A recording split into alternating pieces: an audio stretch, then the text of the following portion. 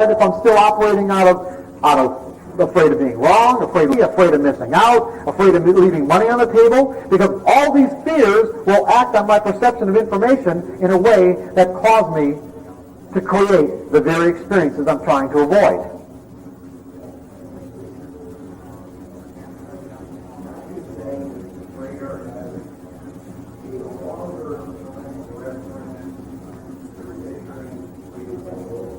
No, I'm not. Yes, I agree with the first part. He has a longer time reference, but not measuring the pain, no. Because there really isn't any pain. Well, let's put it this way. And this is really a good question, because, or a good comment or response, because basically, here's the typical trader, what he's going to do, he's going to trade in sample sizes. See, he's not going to trade an edge in an unlimited sample size. Because what you do is this, is that if you've got any particular set of variables that you've defined as an edge, giving you a higher probability, then what you want to do is you want to give it, let's say, like a scientific test. It's like if you're forward testing, you're not back testing. You're forward testing in the market itself. You're going to say, look, based on my back testing results, based on past experience, I've got something that works 60 or 70% of the time, or 75% of the time. Now, I don't know if it's going to work that way in the future. And why don't I know it's going to work that way in the future? Because the underlying characteristics of the market are constantly changing. Meaning, whatever behavior pattern you identified in the past, it doesn't mean that it's going to continue to exist in the future, or exist in exactly the same way. Simply because there's always new people coming in and there's people leaving. And when you've got new people coming in and people leaving, they interact differently together. And just these minute changes in the way all the traders are interacting create differences in the underlying, let's say, fabric of this collective behavior. You've got to take that into account. And the way you do that is just by saying, look, I'm going to take the next 20 trades.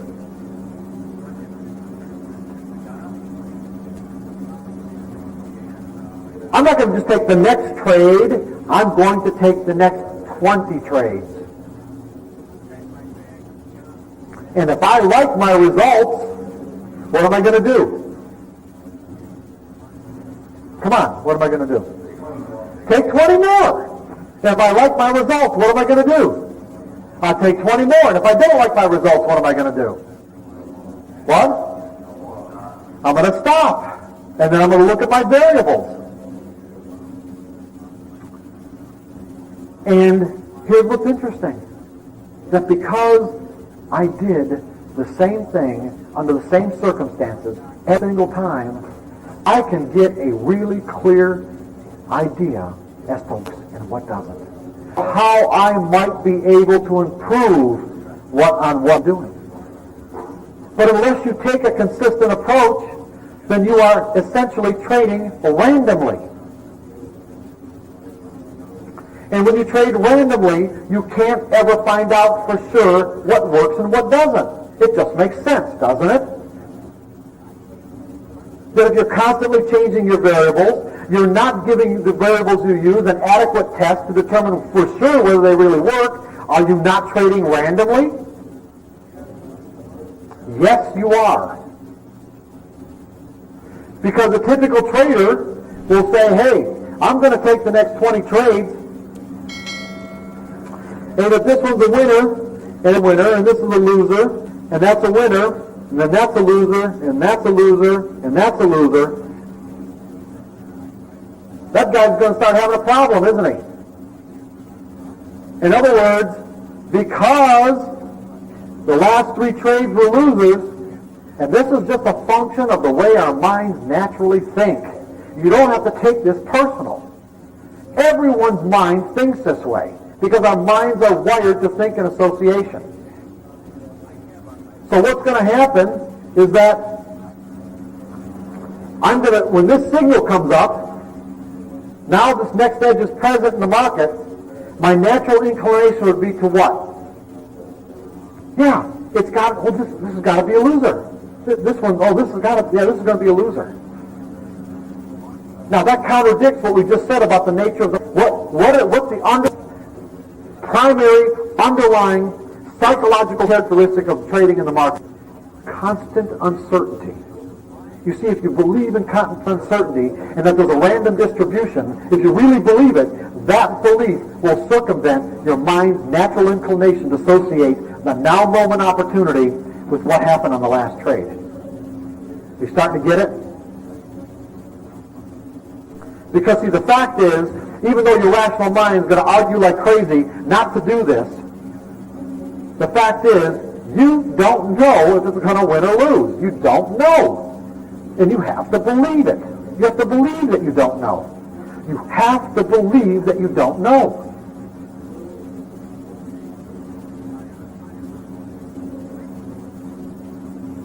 The traders who have aspired into that threshold of consistency and have had to lose several one or more fortunes, this is essentially what they learn by losing.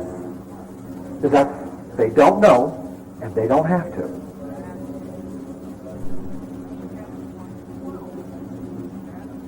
This is right here with everyone else and the best traders. It's just a probability game. That's all it is. It's a probability game. The best way? I'm glad you asked. As if you didn't know I'm going to say it anyway. Thank you. The best way is to do an exercise. Let me ask you, what do you think the best way is? Now, if what you're doing is trying to create a perspective, trying to create a state of mind, a belief, how might you do that? How might you do it? Go ahead. Well, yeah, take every trade that comes along, but that's not going to be so easy for everybody, is it? You've got to really be committed to this, don't you? In other words, what you do is you take a set of variables, a rigid set of variables, no subjectivity, and you say, you know, and since you've got a rigid set of variables, and so you know what the risk is on each and every trade, you should be able, before you even do this exercise, you should be able to take 20 losses in a row. You should be able to take a complete 100% hit on the whole sample size. And if you can't do it, then don't do it. Then trade at a level where you can. If it means trading a mini contract, if it means trading one mini S&P on the Globex, then do it that way. Just do it, as Nike would say. Whatever, 20, 25, it's hard to say. It depends on the variables. It depends on the frequency, but I would say, for the most part, you can get away with 20. And you're going to want to do this until you can do it flawlessly. Now, what do I mean by flawlessly? You need to do this exercise as many times as it takes you to do it, and so you can put on each and every trade without any internal conflict or argument. You get a signal, you take the trade. There's no argument, there's no hesitation. That's when you can move into subjective and intuitive trading. Because you know what? To do this argument without flaw, you have to establish a belief in probabilities. You have to. Otherwise you can't do it. Go ahead. Your idea on establishing this type of mindset versus paper trade. I've heard some people say you shouldn't paper trade, and others say that you should, but you should do it very carefully. It's person specific. There are many people that I've recommended to paper trade for a lot of different reasons, not just one reason. There are many reasons. It's a difficult question. Yeah, it's a real, because it's very person specific. It really is. You know, there are people who I've worked with that really have trouble with analysis, and let's say they're not as gifted, you know, with their analytical abilities, or they don't have as natural an inclination to even do market analysis, but at the same still need the experience. And so I've suggested that they open up an account like AutoTrack in Florida, where they're getting a simulated experience, but they're not losing money while they're doing it, because there's some valuable things that they've learned as a result of just doing that.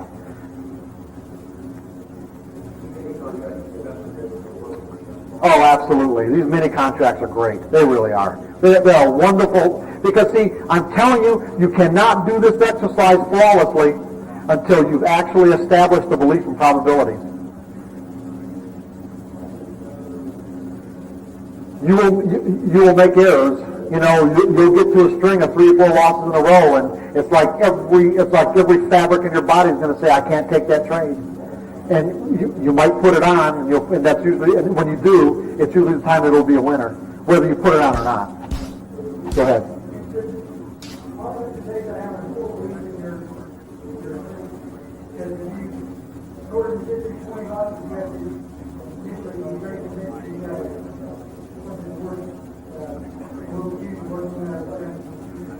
Well, that's not really true. No, it doesn't require a core belief in your system. The fact is, you don't know what your system's going to do. That's the whole point. What is your name? I can't see it. Robbie? Okay, that is the whole point. That is exactly what I'm trying to convey to you. You don't know. You don't know. Your system only gives you an edge. It only gives you some odds in your favor, just like blackjack and roulette and anything else. You just don't know. You're going to take 20 trades. You're going to commit yourself to taking 20 trades for the express purpose of convincing yourself of that. That's why you're doing this exercise. It's to convince yourself that you don't know. Because, see, when you do get the 3 losses in a row, and your mind's telling you, no, I can't get into this next trade, and it turns out to be a winner, what have you experienced? You had a direct experience to tell you, hey, I don't know.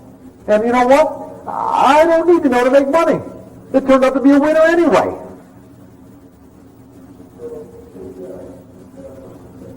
You want to get into the conflict. You understand what I'm getting at? You are not going to resolve these issues unless you're willing to step into the conflict. One of the things that I see that in my past years ago that would really make a difference. Gee, I wouldn't want to take this kind of risk. Because my system at that time, what I was doing, perhaps had some sensitivity to it. Sure. And that is the killer. Right. You're really good. Exactly. So, but like I said before, you really, whatever set of variables that you choose to do this exercise with, you still have to get to the point where before you actually enter into the exercise, and since you have a defined set of variables, you should know exactly what your risk is on each and every trade, or pretty close. Don't even do it unless you've accepted that you can take 20 losing trades in a row. And the reason why I say that is because you might get 19 losing trades in a row, and this last one could be a huge winner that gives everything that you lost back. Plus more. And there's a lot of traders. Richard Dennis, I think 95% of his trades were losing trades. I don't know if it's still like that, but back in the 80s, 95% of his trades were losing trades. But the 5% that were winners were huge winners. I guarantee you, he wouldn't have been able to do that unless he had the kind of beliefs that we're talking about right now.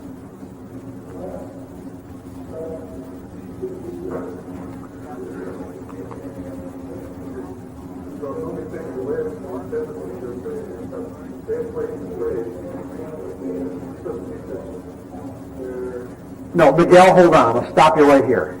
I didn't say it was the best way to trade. I'm saying, because that implies something about the variables. All I'm saying is you're doing an exercise to create a state of mind, to create a mindset. Okay? However, whatever way you choose to do it is up to you. All I'm saying is that to do this exercise, it doesn't require that you make money at the end of the 20 trades. Whatever variables you use are consistent. That's all I care about. Yes. So go ahead.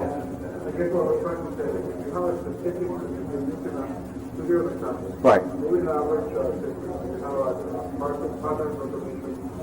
Right.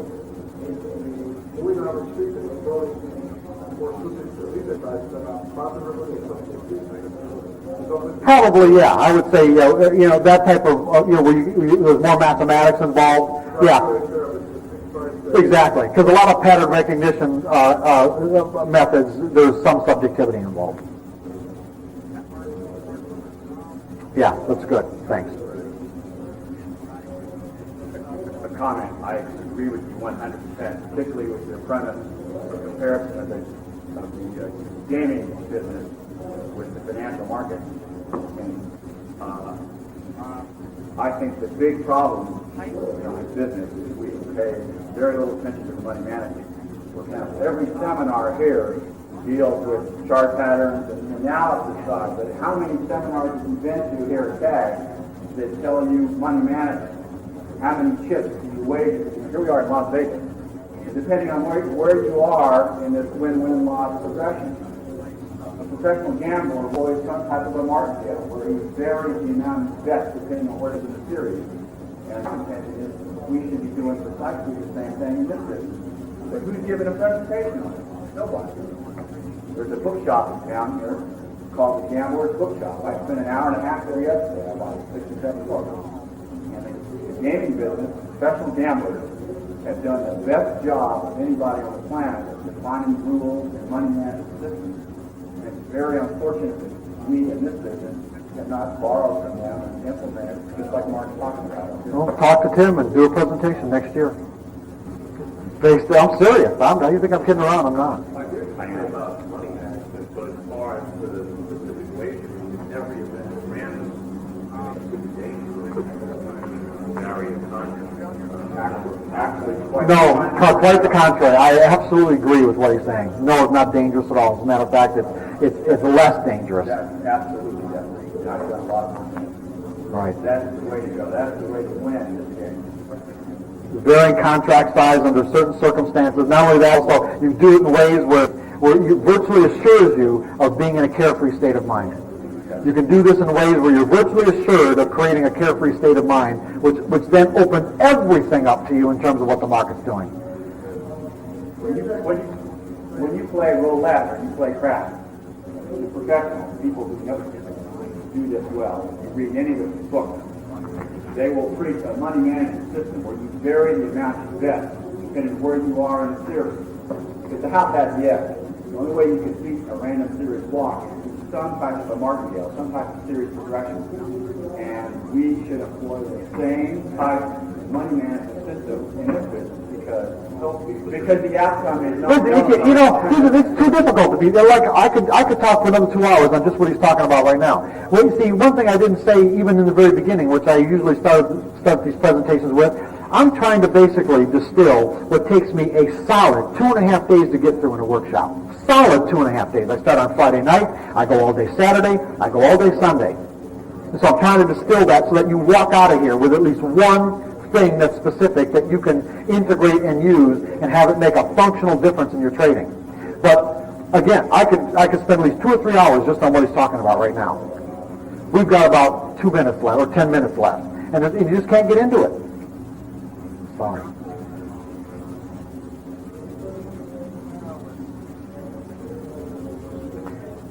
Go ahead. What's that?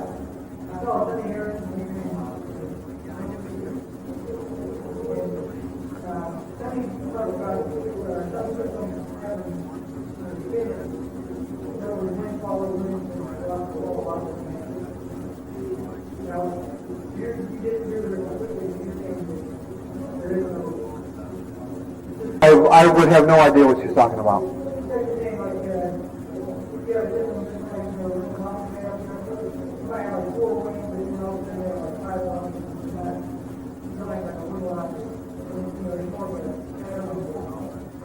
I'm not going to deny there could be patterns, there could be pattern wins and losses, but all I'm saying is that I would defy her to tell me that each individual trade, the outcome of each individual pattern isn't statistically independent last.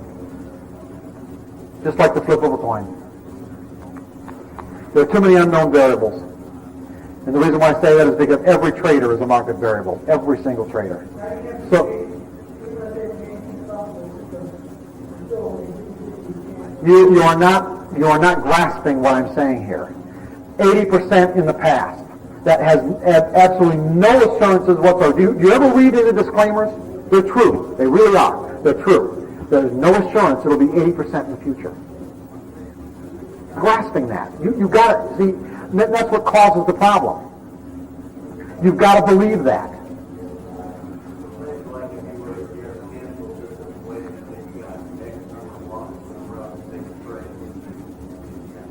No, not really. Not at all. Not at all. Sorry. I'm not saying, you know what, you can do whatever you want. And I'm not saying that doesn't work for people. I'm saying it just doesn't make any sense for me. That's all I'm saying. See, I'm not saying that doing so, if it's consistent and you want to wait till there's X number of losses before you jump into a system, do whatever you want. I don't care. As long as it's consistent, you'll learn something from it. But does that make sense to me? No.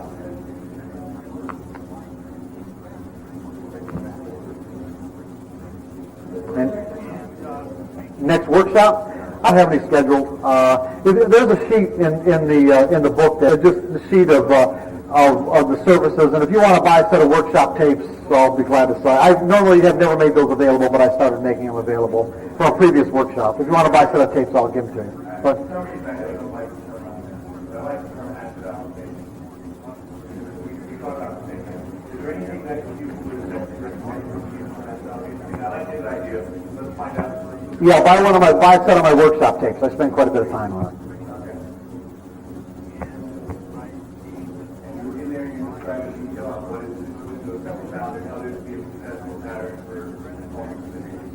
Yes. What's that?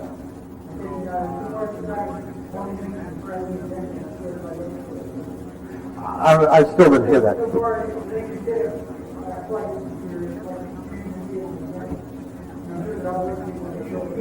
No, I mean, no, everybody. No, these are very difficult. No, these are very difficult concepts. I'm sorry that you're the one that's talking. No, I directed it at you, but you know.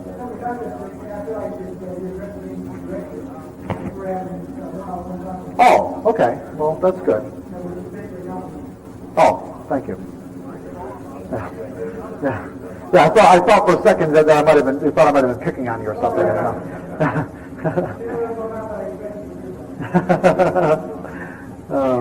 So if there are no more questions, I guess we can be done.